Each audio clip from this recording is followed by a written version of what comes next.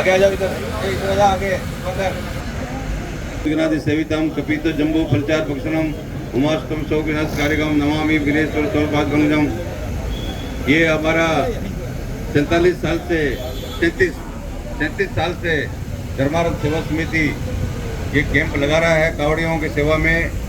विशेष रूप से हमारे शिव कुमार जी, ख्याली राम जी बहुत से जो है चले जाएंगे, हम भी चले जाएंगे। हाँ वो चले गए, हम लोग भी चले जाएंगे।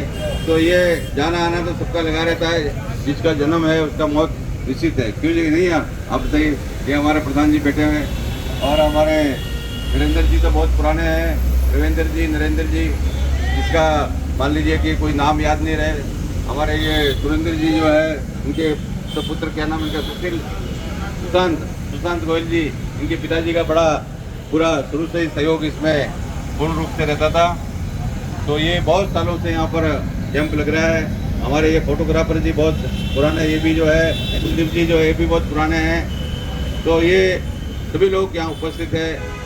एक देखिए कि अन्न का दाता सदा सुखी, वस्त्र का दाता कमलापति। अन्न को जो दान करने वाला है वो कभी दुखी नहीं रह सकता जीवन में। मान लीजिए कि आज के समय में बहुत से प्रकारों का व्यक्ति के मन में टेंशन है, तनाव है, उसमें आप दान क्या करना है? बोले नंगे को कपड़ा दे दो, भूखे को अन्न दे दो, ये सबसे बड़ा दान होता है। उसका कोई दुरुपयोग नहीं होता है। मान लीजिए आपने पैसा दिया, किसी को दारू पी लेवे, कुछ और उल्टे सीधे कर्म कर लेवे, परंतु भोजन करोगे तो वो खाएगा। और ये आपका बहुत बड़ा सौभाग्य है कि हमारे कावड़िए जो भोले के रूप में है, भोले के स्वरूप है, भगवान शंकर के स्वरूप में आ रहे हैं। भोली है, भोला है, उनको जब कावड़ उठाते हैं उसके बाद में वो लोग भगवान शिव का स्वरूप हो जाते हैं। उनके स्वरूप का सेवा करना ये बहुत बड़ा सौभाग्य है आप सभी लोगों का। एक पूर्व जन्म का कोई संस्कार होता है, पूर्व जन्म का संस्कार से जो है अपना जो ऐसा सौभाग्य प्राप्त होता है, ऐसा अवसर प्राप्त होता है कि आप जो है भोलों का सेवा कर रहे हैं। तो ये आप देखिए कि बहुत लोग ऐसे होता है कि आजकल समय में थोड़ा क्या है कि रात भर बहुत से मोबाइल में लगे रहते हैं, लेट उठने का। परंतु हमारा नरेंद्र जी सुबह 6 बजे से सबकी अंगली करना शुरू कर दिया। बोले कि भाई सब जो है पहुंचना है। हमारे को भी बहुत फोन किया, हम पूजा पाठ में थे, सावन में कुछ अपना विषय हो रहा, बार फोन आ रहा था। तो ये देखिए कि इतना चेतनता होना।